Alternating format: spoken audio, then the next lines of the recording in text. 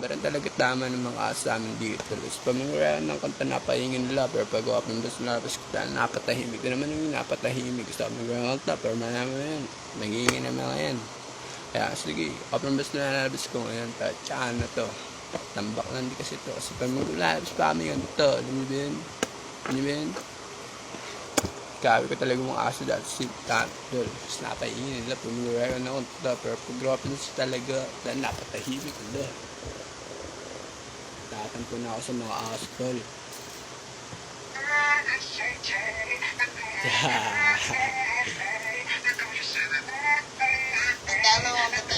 Sabi ko hindi na pero bakit pa umulit na masaktan na sa dulo dahil lang gusto pinilit.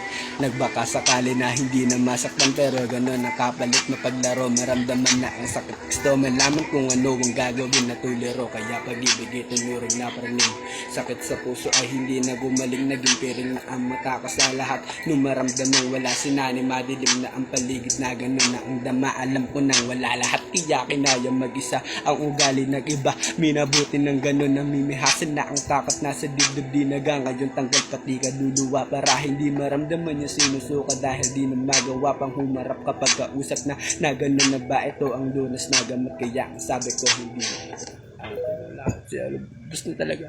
Kasi kaya agad yung tama to. Lubos na yung api ko. Lubos na yung api ko tol. Tama kung kaya bigyan nyo ang kape. Kasi mag-sponsor sa akin dyan.